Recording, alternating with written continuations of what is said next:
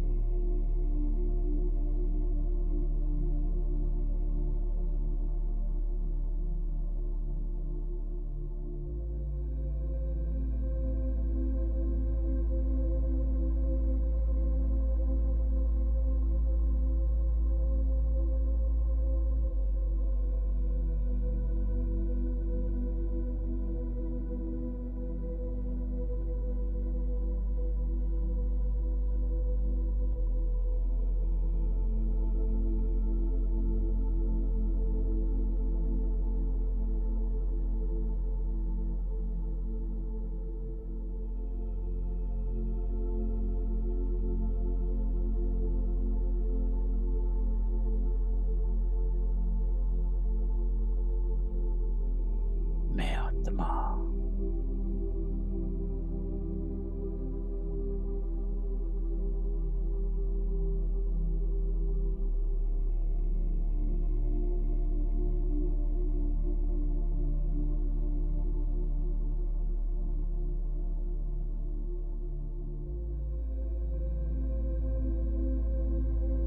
अपने स्वरूप को याद करो।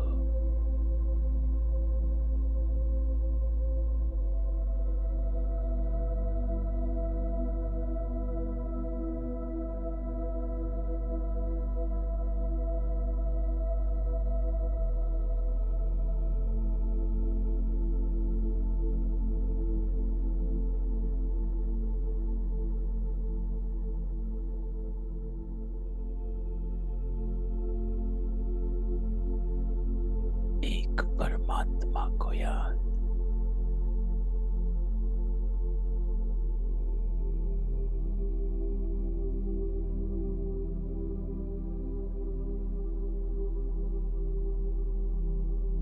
अपने निज स्वरूप को,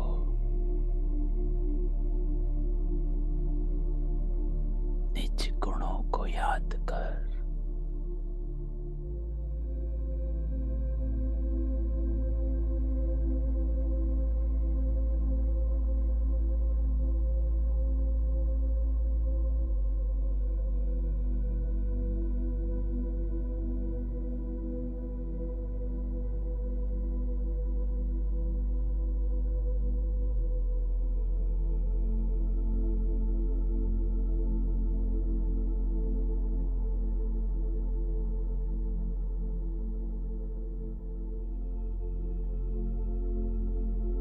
अति पवित्र,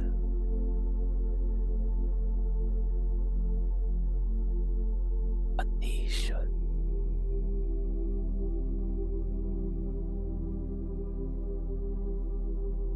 अति स्वच्छ,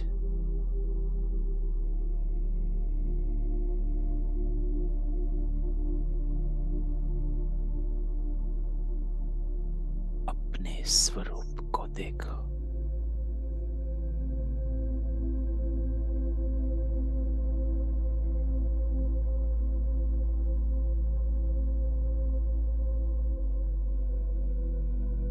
आज बाबा कहता है,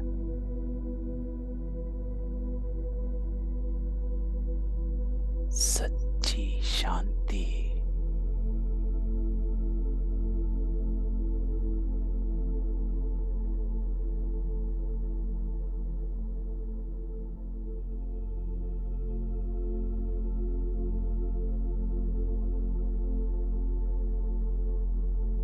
इसका अनुभव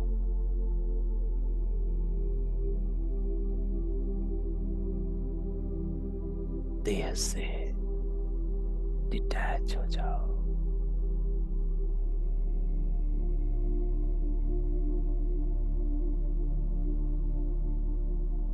एकदम लाइट स्वरूप,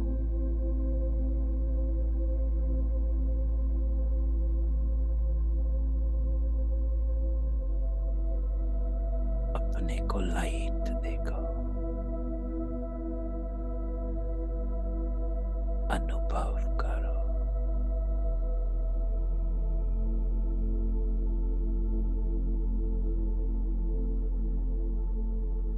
देह को अलग देख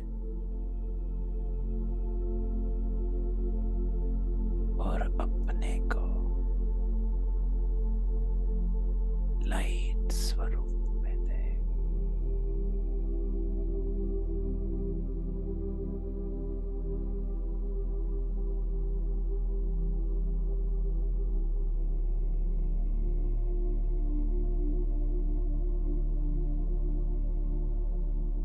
और इस स्वरूप में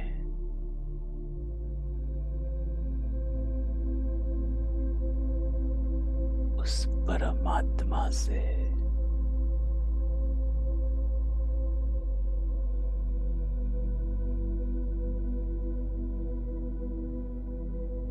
निज गुण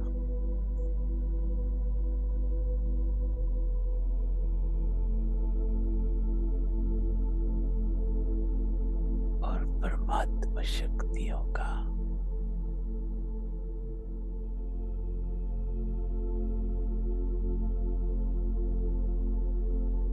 अपने निज स्वरूप का अनुभव करो।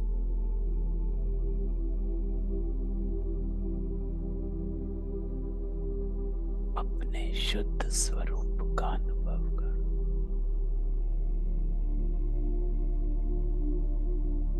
पवित्र स्वरूप।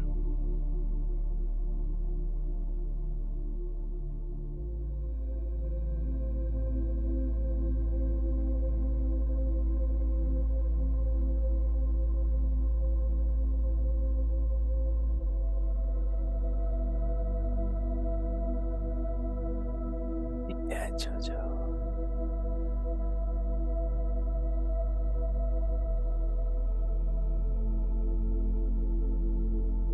केवल बिंदु स्वरूप लाइट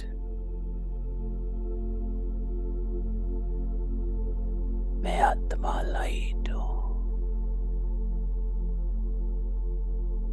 इसको अनुभव कर। माइट हूं,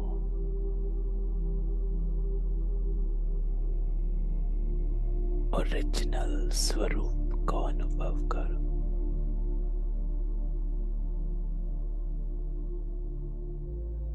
अनादि स्वरूप को अनुभव करो।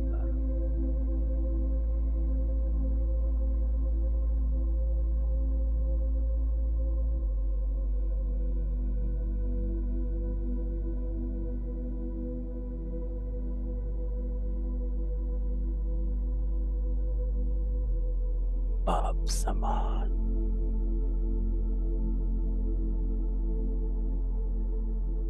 गुणों को अनुभव करो।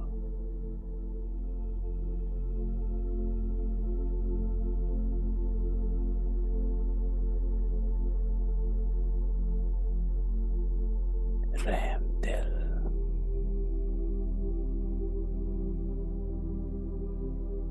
मधुरता,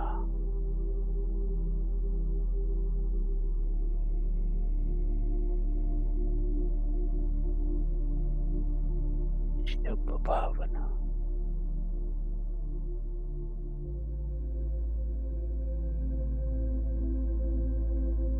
ईश्वरीय भाव, कल्याणी भाव,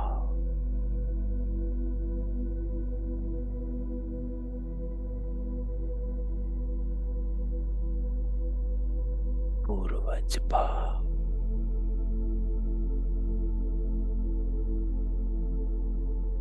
पूज्य भाव,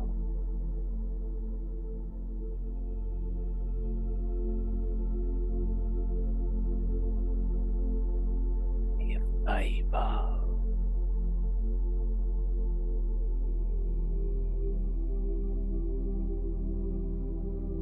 हम सो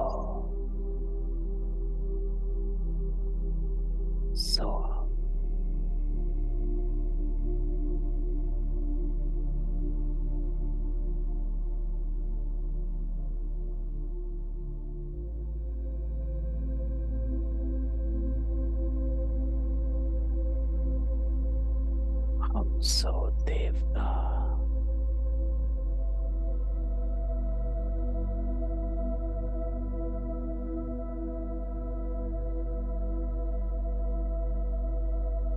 उस भाव को इमर्ज होने दो।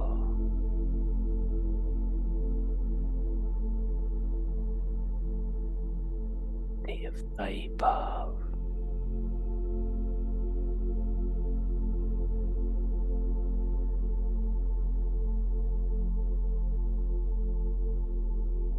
बाबा से अपने वर्षे को लेना है।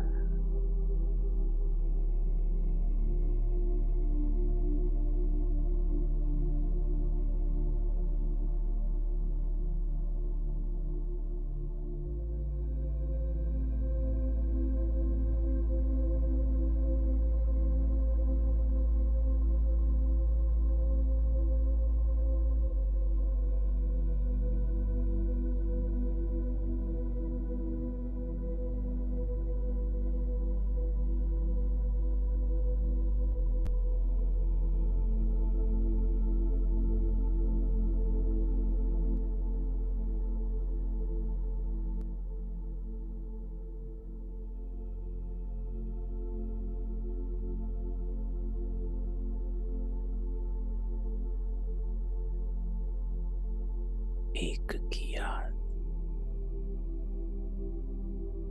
एक किया।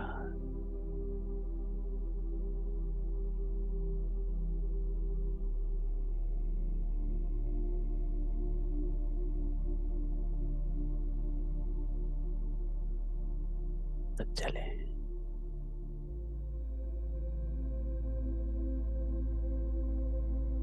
इस स्थिति में आज हमारा बाबा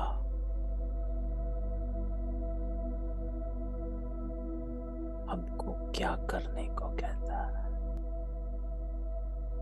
आज का दिन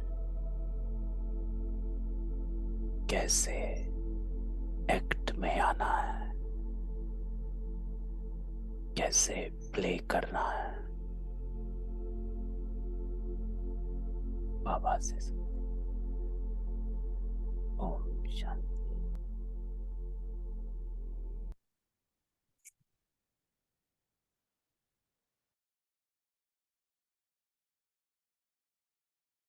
ओम शांति।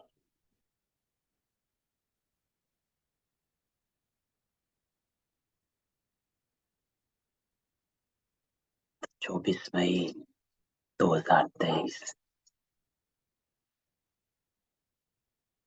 आज बाबा कहता है, मीठे बच्चे,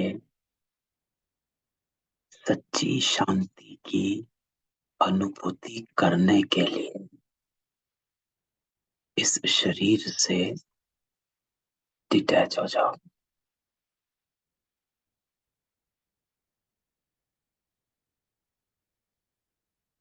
अर्थात बाबा कहता, जब चाहो शरीर रूपी बाजा बजाओ और जब चाहो इससे न्यारे हो जाओ। तो बाबा कहता है, कर्म में आए और न्यारे हो। कर्म में आए, न्यारे हो गए।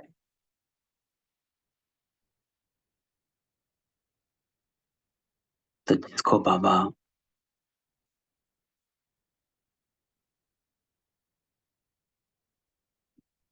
स्वरूप कहता है कि निराकार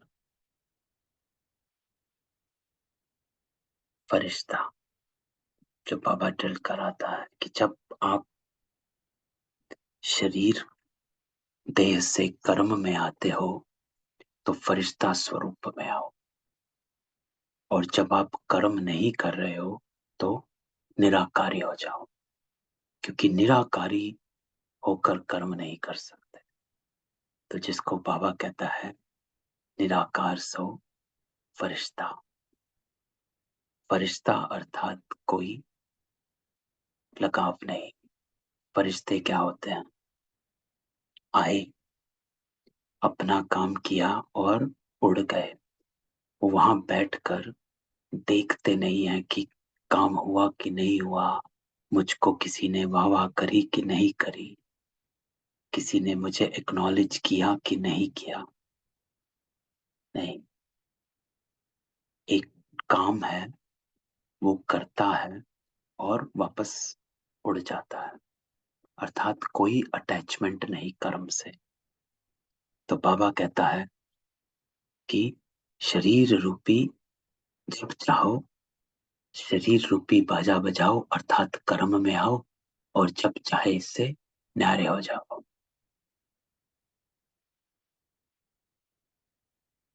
तो आज बाबा हम सबको कहता है, अगर सच्ची शांति, बाबा ने शब्द यूज किया सच्ची शांति। एक है शांति, एक बाबा कहता है सच्ची शांति। लेकिन सच्ची शांति बाबा कहता तब होगी जब आप सत्य स्वरूप में होंगे। इसलिए बाबा सत्य को, और सत्य जो है वो शरीर से अलग है। शरीर असत्य है, आत्मा सत्य है। तो अगर सच्ची शांति चाहिए तो बाबा कहता आत्मिक स्वरूप में आ जाओ, इससे डिटैच हो जाओ।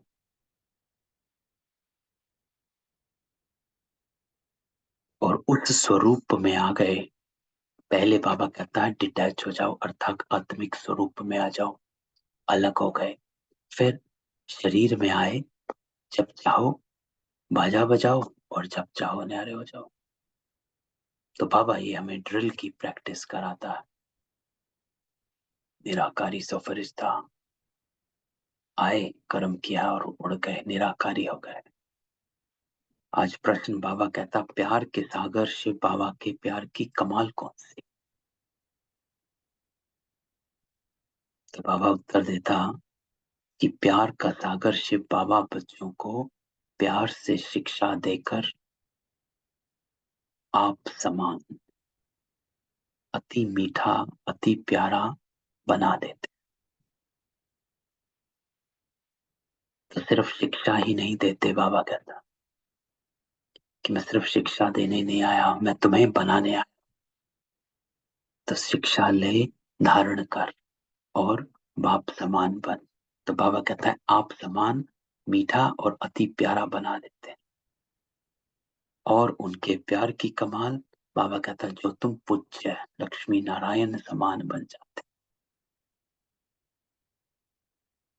तो बाबा सिर्फ हमें आप समान ही नहीं बनाता, तो बाबा कहता है आप समान बनाते हैं और फिर तुम पूज्य लक्ष्मी नारायण बन जाते हो।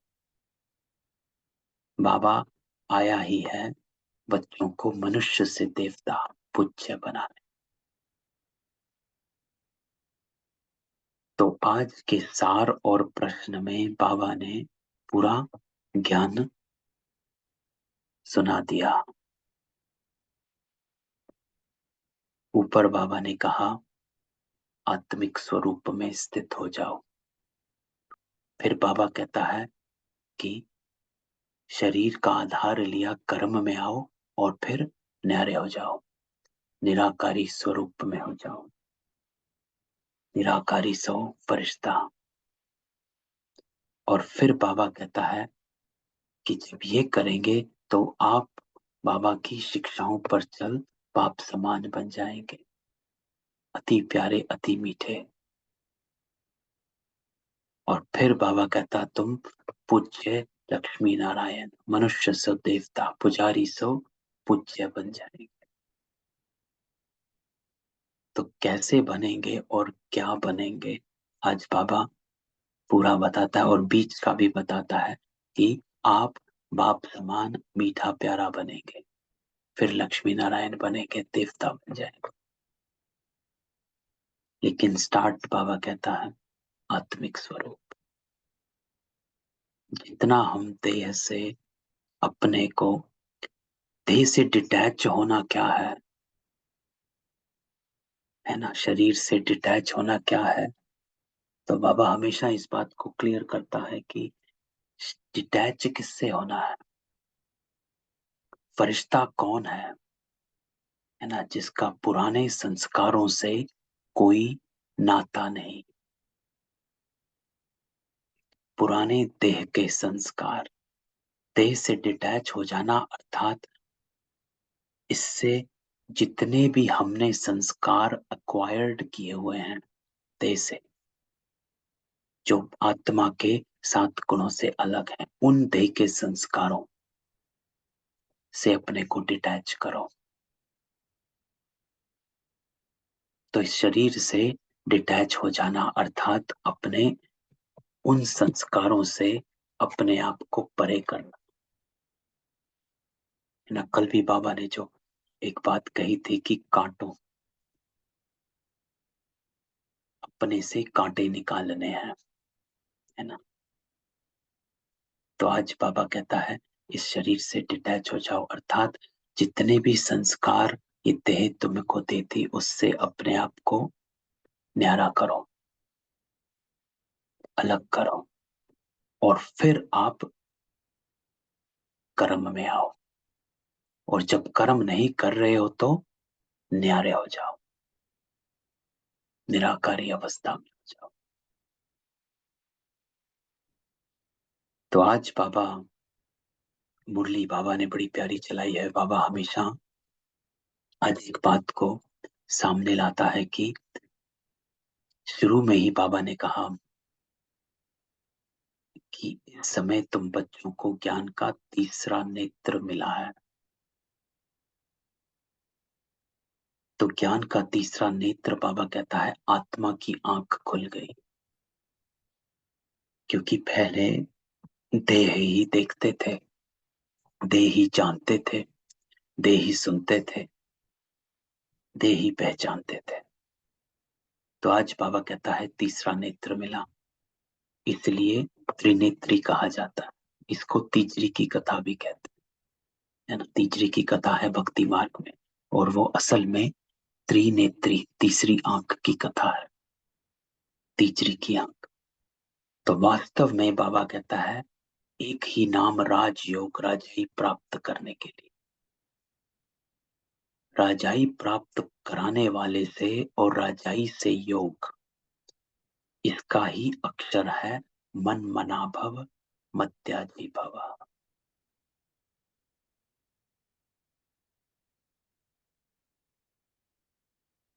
राजाई प्राप्त और राजाई से योग। बाबा कहता है मन मना भव मत्याजी भव। मन मना भव, बाबा को याद करना, अपना मन उसके मन से जोड़ लो, और उसकी चेकिंग कि आपके संकल्प क्या उठ रहे हैं। अगर आपका मन बाबा के मन से जुड़ा, अर्थात जो बाबा का संकल्प सो मेरा, मन क्या करता है, संकल्पों को उत्पत्ति करता है।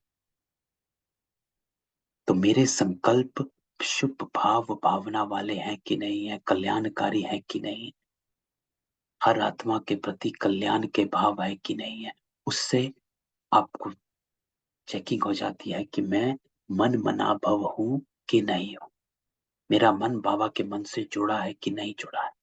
अगर थोड़ा सा भी मैलापन का संकल्प है, इसका अर्थ है कि बाबा से मन मना भव अभी नहीं हुआ, इधर उधर से मन जुड़ा हुआ है। जिस आत्मा के प्रति गलत संकल्प आया है, अशुद्ध संकल्प आया है, अर्थात मन वहां देह में अटका हुआ है, तो मन मना भव अर्थात मेरा मन उसके मन से जुड़ गया, ऐसा जुड़ा कि मेरा संकल्प उसका संकल्प मेरा संकल्प हो गया। फिर दूसरा अक्षर बाबा कहता मध्याजी भाव, मध्याजी भाव अर्थात विष्णु राजा बन गए। तो इसको आज बाबा ने बड़े सुंदर ढंग से इसकी डेफिनेशन दी है कि मन मना भाव, मुझे याद करो, मध्याजी भाव अपने स्वरूप को याद करो। तो ये डेफिनेशन आज पहली बार सामने आई है कि बाबा कहता है मन मना भव मुझे याद करो, मध्याजी भव अपने स्वरूप को याद करो। कौन हो आप? देवताई स्वरूप को याद करो। अपनी कॉन्शियसनेस को हमें एलिवेट करना, हायर कॉन्शियसनेस में रहना है। बाबा हाई कॉन्शियसनेस में रहते हैं, परमात्मा है, हमेशा एलिवेटेड रहती है। कोई भी आत्मा देखो, दुनिया में 840 करोड़ आत्माएं और सब दुखी हैं। 840 करोड़ की 40 करोड़ आत्माएं सारी की सारी दुखी हैं। वो परमात्मा इन सभी आत्माओं को देख रहा है और डिटैच भी है। तो कितनी हायर कॉन्शियसनेस होगी उसकी। हम अगर दो तीन दुखी आत्माओं को देख लेते हैं, हमारा मन पिघल जाता है, नीचे निकल आते हैं। तो अपनी कॉन्शियसनेस हाई रखनी है। इसलिए बाबा कहता है अपने स्वरूप को याद करो। कहाँ अटक जाते हो इधर उधर? क्यों इसको और उसको याद करते हो? क्यों पुरानी दुनिया को याद करते हो? क्यों पुरानी बातों में गुम हो जाते हो? मन मना भव मत्याजी भव, मुझे याद कर और अपने स्वरूप को याद कर। इसलिए अगली लाइन बाबा कहता है मैंने कोई संस्कृत में गीता नहीं सुनाई। बच्चे जानते हैं बाबा क्या समझाते हैं और शास्त्रों में क्या है ना, ये तो हमें पता चल गया कि बाबा ने क्या सुनाया और हमने शास्त्रों में क्या पढ़ा था। बाबा प्यार का सागर तो जरूर, तब तो प्यारे थे प्यारी वस्तु को याद किया जाता। बाबा भी जानते बच्चों को जाकर सदा सुखी बनाता हूं। ये दादा तो बड़ा सुखी था। अब ये बाबा ब्रह्मा की बात करता है, इसको इनको कोई दुख नहीं था, परंतु ये जानते नहीं थे कि सुख होता क्या है, बाप क्या आकर सुख देते। अभी तुम अनुभवी बन जाते हो तो बाबा आकर सदा सुखी सदा शांत बनाते। सदा सुखी सदा शांत। सुख होता ही है संपत्ति से, तो बाबा आकर संपत्ति देते हैं। कौन सी? वर्षा देता है।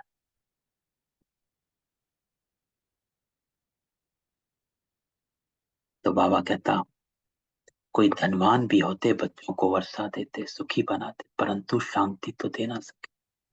शांति तो सब चाहते हैं, है ना। आज हम भी देखें, हर सुख सुविधा है, एसी है, गाड़ियां हैं, घर है, सब कुछ है। तो बाबा कहता है कोई धनवान भी होते बच्चों को वर्षा देते सुखी बनाते हैं, है ना। सुख सुविधा सारी है लेकिन शांति, शांति दे ना सके। शांति एक ऐसी चीज है कि कोई किसी को दे नहीं सकता। तो आज बाबा सुख शांत दोनों को कनेक्ट करता है। बाबा कहता सिर्फ सुखी नहीं, सुखी सुख और शांति दोनों। तो शांति सब चाहते हैं। सन्यासी भी कहते मन की शांति, क्योंकि मन बुद्धि है आत्मा के अंदर। तो तो कहते मन की शांति कैसे हो? तो बाबा ने समझाया है, पूछो आत्मा को अशांत किया किसने है। तो बाबा कहता वो लोग कहते आत्मा सुख दुख से न्यारी है, अभोक्ता है, असोचता है ना, निर्लेप है। लेकिन बाबा कहता वो ये नहीं जानते कि मन बुद्धि जो है, हमारा मन जो अशांत है, बुद्धि जो भटकी हुई है, वो आत्मा के ऑर्गन्स हैं। मन अशांत है, बुद्धि भटकी है, अर्थात आत्मा भटक रही है, इधर उधर विचलित है। क्यों विचलित है? क्योंकि आत्मा को अपना आइडेंटिटी ही नहीं पता, भूल गया कि मैं कौन हूं। जब वो आत्मा ये भूल गई कि मैं कौन हूं तो वो उलझ गई। तो बाबा कहता है, बाबा समझाते, अशांत माया करती है, क्योंकि बुद्धि हम भूल गई आत्मा की क्या है। यही भूल गई कि आत्मा का स्वधर्म है ही शांत, बाकी ये ऑर्गन्स। तो बाबा इस बात को क्लियर करता है कि मन अशांत तब रहता है जब भटक रहा होता है, जब आपको अपने आत्मिक स्वरूप के सत्य का पता नहीं, ज्ञान नहीं। क्योंकि आत्मा का स्वधर्म है ही शांत। अगर आप अशांत हो, इसका अर्थ आप अपने स्वधर्म को भूल गए।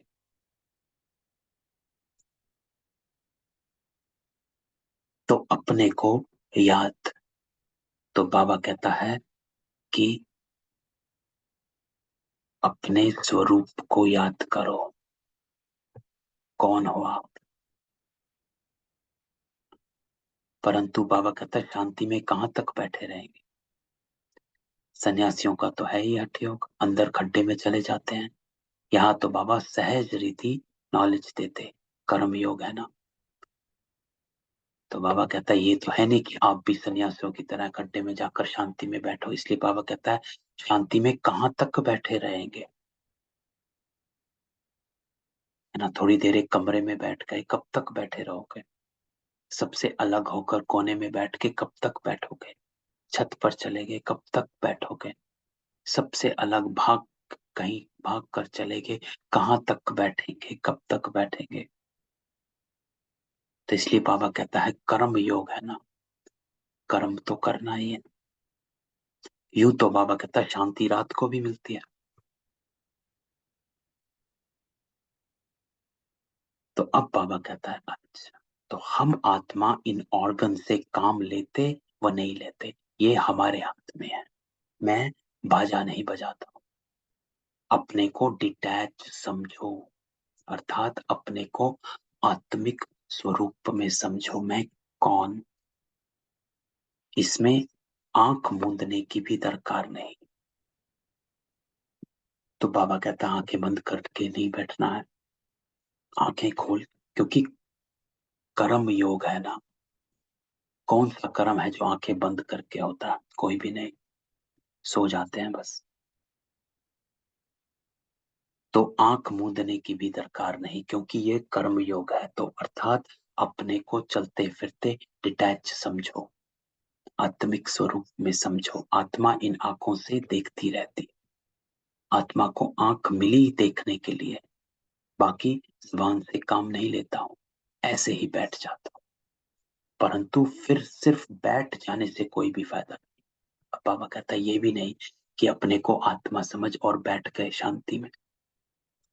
फायदा है ही बाबा को याद करने से। जब तक सर्वशक्तिमान से योग नहीं, तो कोई फायदा हो नहीं सकता। इस बात को बाबा पिछली कई मुरलियों में क्लियर कर रहा है कि सिर्फ डिटैच होने से फायदा नहीं, है ना। पिछले महीने भी बहुत मुरलियां ऐसी चली कि जिसमें बाबा हमेशा कहता है कि सिर्फ डिटैच होने से कुछ नहीं होगा। मुझे याद करोगे तब फायदा है। फायदा है ही बाबा को याद करने से। क्यों? क्योंकि जब हम अपने को आत्मिक स्वरूप में मैं आत्मा हूं ये सोचकर बैठते हैं, तो हम सिर्फ एक शांत उसमें बैठते हैं। लेकिन हमें सिर्फ शांति नहीं, हमें अपने गुणों को इमर्ज करना है। हमें शक्तियां चाहिए, आत्मा को शक्ति चाहिए, सिर्फ शांति नहीं चाहिए। तभी बाबा कहता है कोई फायदा नहीं है। ठीक है, थोड़ी देर शांति में बैठ गए, लेकिन फायदा नहीं, क्योंकि शांति में तो सन्यासी भी बैठ जाते हैं। लेकिन फायदा है बाबा को याद करने से, क्योंकि हमें शक्ति लेनी है। क्यों? क्योंकि हमें गुण धारण करने हैं, क्योंकि मुझे कर्म में आना है। मैं जब कर्म में आऊं तो मेरा कर्म एलिवेटेड होना चाहिए, श्रेष्ठ होना चाहिए। और मेरा कर्म श्रेष्ठ तब ही होगा जब मैं बाबा के साथ अपने को कनेक्ट कर उन शक्तियों को खींचूंगा। इसीलिए बाबा कहता है योग को अग्नि कहा जाता है, युद्ध का मैदान भी कहा जाता है। क्यों? क्योंकि हमें माया पर जीत पानी है। तो जब मैं बैठूं तो बाबा को याद करूं, और ऐसे याद करूं कि मैं बाबा से शक्तियों का। और वो कब आती है? जब मैं अपने अंदर दैवी गुणों को, ईश्वरीय गुणों को स्मृति में लाता हूं कि मुझे रहम दिल बनना है, मधुर रहना है, क्षमा करनी है, शुभ भावना, शुभ कामना रखनी है सर्व के प्रति। जब हम इन गुणों को स्मरण करते हैं तो शक्तियों का आवाहन होता है। ये अनुभव आप सबको होगा कि जब हम योग में बैठकर इन बातों को सुनते हैं या कहते हैं या अपने आप को स्मृति दिलाते हैं, तो एक आथत साथ में आती है। आथत अर्थात एक, जिसे कहेंगे कि एनफोर्समेंट, कि मैंने कहा कि मैं रहम दिल बनूंगा या बनूंगी। एक एनफोर्समेंट होती है कि हाँ, बनूंगी। आज मुझे मीठा बोल रहना है। लेकिन जब आप ये बात योग में बैठकर बाबा से कनेक्ट होकर इस बात को स्मृति में लाते हैं, तो एक एनफोर्समेंट आप पे ही होती है, जिसको आदत कहा गया। और वो इसलिए होती है क्योंकि ये शक्तियों का आवाहन होता है। तो बाबा को याद करना अर्थात उन उन गुणों को याद करना जो मुझे बाप समान बनना है। जो आज बाबा ने ऊपर के प्रश्न में कहा कि बाबा अपने आप समान अति मीठा, अति प्यारा बनाता है। तो मैं जब योग से उठता हूं तो मैं अपने आप को उस समान स्थिति में उठाऊं। ऐसे बैठना है। हम योग में ये लक्ष्य लेकर बैठे कि जब मैं योग से उठूं तो मैं बाप समान स्थिति में उठूं, उन गुणों को अपने संग लेकर उठूं। तो इसलिए योग को अग्नि कहा गया, माया पर जीत पाने का मैदान। योग से बाबा कहता तुम्हारी आयु भी बढ़ती, विक्रम विनाश होते, बड़ी खुशी होती है। बाबा को याद करते करते बाबा के पास चले जाएंगे। है तो सब ड्रामा, परंतु बाबा हर एक बात समझाता है। बाप को याद करते रहो, साथ साथ सर्विस भी करनी, क्योंकि तुम हठ योगी नहीं, कर्म करना ही है। जो कर्म नहीं करता वो, बाबा कहता है, सन्यासी नहीं हो, तो कर्म योगी हो। तो कर्म करना है जरूर। तो इसलिए बाबा हमेशा इस बात को याद दिलाता है कि कर्मयोगी बनना है। आपको चलते फिरते डिटैच रहना है, आपको गृहस्थ में रहते हुए डिटैच रहना और श्रीमत पर चलना, गृहस्थ छोड़कर नहीं, है ना। तो ये आज बाबा इस बात को एम्फसाइज करता है। दूसरी बात जो बाबा बोलता है वो अब हमें हमारी स्मृति दिलाता है कि हम पहले सतो प्रधान थे, फिर सतो रजो तमो में आती हैं, है ना। अब हम सोचते हैं कि अभी हम इतने इतने विकार हैं, अभी इतना कर्म चल रहा है, क्यों चल रहा है? तो बाबा कहते हैं, मैंने बताया तो, आप तमो प्रधान अवस्था में हो। इसको एक्नॉलेज करो कि ये अवस्था मेरी हो गई है, थी नहीं। लेकिन वहां पर भी नहीं रुक जाना है, क्योंकि बाबा कहता है थी सतो प्रधान, हो गई तमो प्रधान, लेकिन फिर सतो प्रधान हो जाती है ना। तो बाबा कहता है शुरू से लेकर सब तमो सब है। तो क्यों अपने को वीक समझते हो, या फिर ये समझते हो अरे बहुत काम पड़ा है, अभी तो बहुत सुधार करना है। तो बाबा कहता है हाँ करना है, लेकिन इस बात को अपनी बुद्धि में हमेशा रखो कि मैं सतो प्रधान थी एक टाइम में, फिर मैं एक्ट में आती गई सतो रजो तमो तमो प्रधान में आ गई। लेकिन बाबा कहता है अगला एक्ट ऐसा है जो फिर तू सतो प्रधान बनेगा, तो तू फिर बनेगा। तो इस पर निश्चय रखो। तो बाबा कहता है कोई कोई अच्छी आत्मा होगी तो नाम वाला रहता है, परंतु पिछाड़ी वालों में ताकत कम रहती है, पहली आत्मा में ताकत जास्ती रहती है। ताकत कम रहती अर्थात वो फटाफट सतो प्रधान से तमो प्रधान अवस्था में पहुंच जाते हैं, जो एंड में आते हैं। लेकिन एक आत्मा है जो 84 जन्म, एक आत्मा है जिसने 2 या 3 जन्म में ही तमो प्रधान बन गई। तो ताकत किसमें हुई? सतो प्रधान आत्मा में।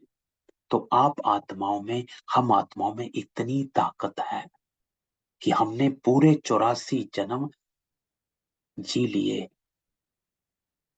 और फिर भी अभी इतनी कैपेसिटी है कि हम फिर से सतो प्रधान बनने की ताकत रखते हैं, हिम्मत रखते हैं। बड़ी बात है ना। तो बेहद का बाप प्यार का सागर कितना खींचता है, ये खींच महसूस हो बाबा के साथ। देखो बाबा कहता है ये लक्ष्मी नारायण कितना खींचते हैं, है ना। खींच होती है ना, आकर्षण है।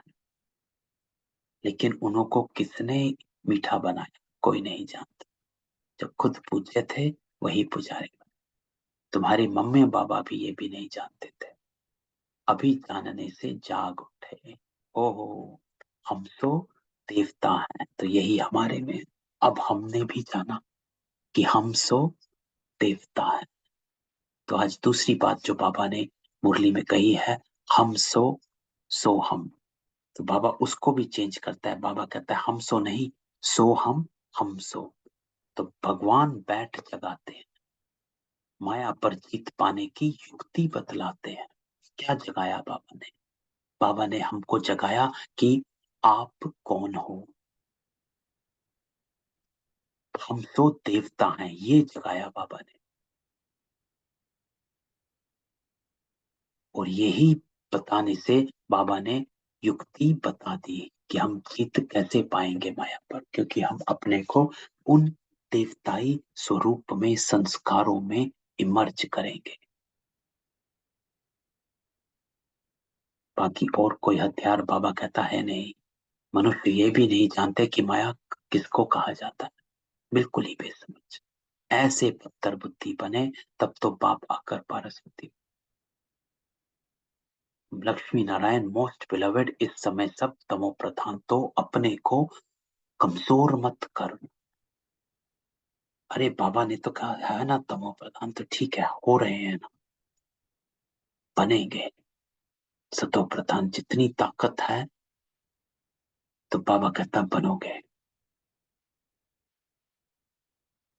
तो परमात्मा को ना जानने कारण टिक्कर मित्र को याद करते हैं, ब्रह्मा विष्णु शंकर को भी नहीं जानते, वो सूक्ष्म वतनवासी।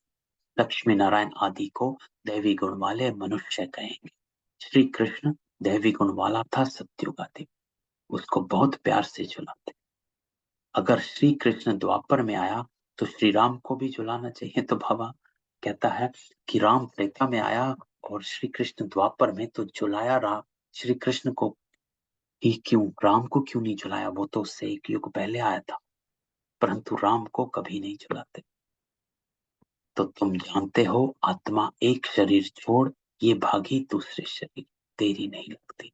सबसे तीखी तोड़ी पहनने वाली आत्मा, सेकंड भी नहीं लगता।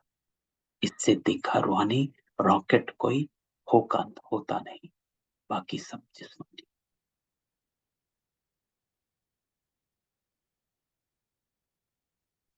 इस पैरा में बाबा, जो हमने अभी ऊपर डिस्कस किया, तो बाबा उसी को कहता है कि वास्तव में बाबा कहते तुम बच्चों को इतना मीठा, इतना प्यारा बनाता हो, तुम सो देवी देवता थे। तो बाबा देखो हमको कैसे अगले पार्ट का, अगले एक्ट का, अगले सीन का बताता है कि तुम ये थे और अगले सीन में तुमको ये एक्ट करना है। तो बाबा अगली लाइन कहता है सो हम कहते हैं ना, वास्तव में है सो हम सो। तो बाबा चेंज करता है, सो हम सो, अर्थात देवता हम थे, हम फिर बनेंगे। सो हम बाबा के बच्चे थे, सो हम देवी देवता थे, फिर सो हम क्षत्रिय बने। तो बाबा इसमें सो हम, सो पहले लगा दिया तो वो एक अथॉरिटी बन गया कि आई वॉज फॉर श्योर। सो हम बाबा के, सो हम देवी देवता थे, आई वॉज डेटी सोल, फिर सो हम क्षत्रिय बने। बाकी बाबा कहता आत्मा सो परमात्मा, परमात्मा सो आत्मा की कोई बात नहीं। सो हम आत्मा पूज्य देवी देवता थे, फिर 84 जन्म ली। सो हम देवता थे, फिर 2 कला कम हो गई, क्षत्रिय बने, वैश्य बने। तो ये तो हुआ, बाबा कहते हैं तो हुआ ना, आपकी कलाएं कम हो गई ना। तो कलाएं कम है तो आज थोड़ा ना हो, अब आपको ये कलाएं भरनी है। फिर वैश्य बने, 2 कला कम हुई, इसको कहा जाता स्व का दर्शन, अर्थात अपने आप को देखना। स्व को देखो, इस पूरे चक्र में हम कहाँ से शुरू है और कहाँ आए, अब फिर कहाँ जाना। इसलिए इसको चक्र कहा गया। चक्र होता है जो घूमता रहता है, रिपीटिशन। इसीलिए रिपीट शब्द का बड़ा महत्व है। फिर से, तो 1 सेकंड लगता है इस चक्र को फिराने में, और अब फिर सो हम ईश्वर की संतान बने। ये नशा चढ़ना चाहिए। तो बाबा कहता है क्योंकि आप फिर से आकर मेरे बन गए, तो ये इस बात का प्रूफ है कि आप ही देवी देवता बनोगे। अब फिर सो हम ईश्वर की संतान बने। क्यों बने? बस ईश्वर की संतान बन के हम फिर से कलयुग में थोड़ा ना आएंगे। तो बाबा का आने का फायदा क्या हुआ? है ना, बाबा हमेशा कहता है कि अगर मैं द्वापर में आया होता तो द्वापर के बाद कलयुग थोड़ा ना आता। अगर गीता मैंने सुनाई होती द्वापर में आकर, तो मेरे आने का क्या मतलब था अगर मेरे आने के बाद इस युग को और गिरना था।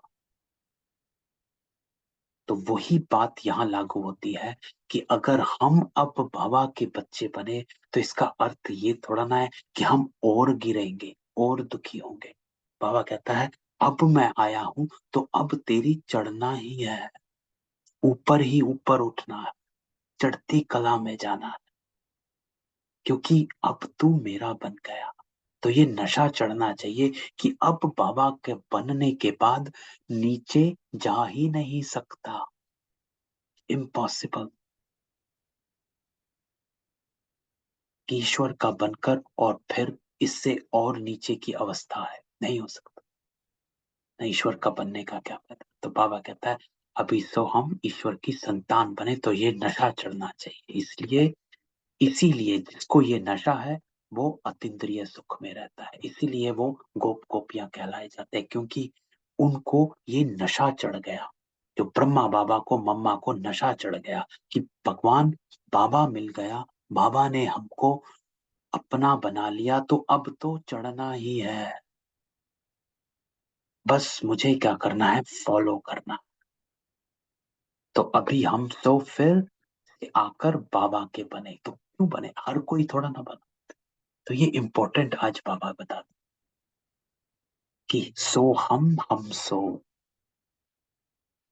क्योंकि आप थे इसीलिए बने। सिर्फ देवी देवता नहीं, लेकिन आप बाबा के बने, ये प्रूफ है कि आप देवी देवता बनो। हम तो फिर देवता बनेंगे, निश्चय करो। ये भगवान के महावाक्य हैं। तो हम तो कल रात में थे, है ना, रात में ही तो थे, आज दिन में है।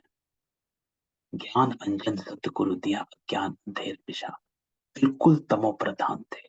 अब बाबा हमको क्या बनाते हैं, है ना। अब वही तो, हमको देखो कितना हमको सुधारा है, खाने पे सुधारा, पवित्रता पे सुधारा, हमारे विचारों को सुधारा, है ना। अब बाबा हमको क्या बनाते हैं, कितनी शौक से पालना करते हैं। बाबा को गाली भी बहुत खानी पड़ती, परंतु समझते हैं ये भी ड्रामा, नथिंग न्यू। तो युद्ध के मैदान में मेहनत तो जरूर करनी, ऐसे नहीं बिगर मेहनत कोई राजा ही। स्टूडेंट ऐसे थोड़े ही कहेंगे मास्टर जी आशीर्वाद करो। तो बाबा इसमें बात को क्लियर करता है कि मेरा बन गए, लेकिन मेहनत बगैर राजा ही नहीं। मेहनत क्या, अब अपना एक्ट मेरी डायरेक्शन पर प्ले करते जाओ, मैं जैसा कहता हूं करते जाओ, आप बने की बने। तो अच्छा नंबर पाने लिए पुरुषार्थ करना है, ये गॉडली कॉलेज है, भगवान वाच। मैं तुम बच्चों को राजाओं का राजा बनता, इसका अर्थ भी कोई समझ नहीं सकते, है ना। तो ये आज बाबा इस पर स्पष्ट करता है, वर्णों पर स्पष्ट करता है।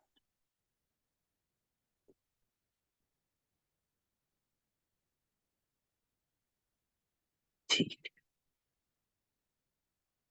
बाकी आगे मुरली में बाबा बस उसी बात को एम्फसाइज करता है कि अपनी बाबा को याद कर उस कर्म में चलते चलो, है ना। तो यही बाबा कहता है, हाँ, धारणा में हम सो हम की स्मृति से रूहानी नशे में रहो। और जब हम सो हम हैं, तो अर्थात बाप समान पीठा मुझे बाबा जैसा बनना है। मेरा एक्ट बाबा जैसा बनना, कि मुझे जो प्ले करना है अपना रोल, वो हीरो हीरोइन का रोल प्ले करना, श्रेष्ठ पार्टधारी। और दूसरा बाबा कहता, सदा सलामत रहने के लिए बाबा को याद, सिर्फ शांति में नहीं बैठना, लेकिन शक्ति खींचनी है। आप जब योग से उठो तो बाप समान स्थिति में उठो, इस लक्ष्य से योग में बैठो, तब इस लक्ष्य से योग में उठ पाओगे, है ना? तो ये थी बाबा की मुरली। तो मैं सबको अनम्यूट करता हूँ, किसी का कोई क्वेश्चन हो तो हम डिस्कस कर सकते हैं। नहीं, चलो ठीक है, कल मिलते हैं योग में 4 बजे। आज थोड़ा लेट हो गया, लेकिन कल 4 बजे, 4 से 4:30 हम योग, और 4:30 से 5 बजे तक मुरली को।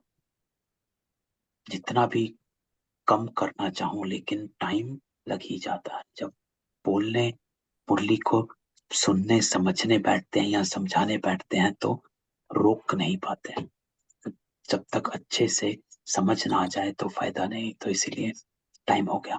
लेकिन कल 4:30 से 5 तक। ओम शांति।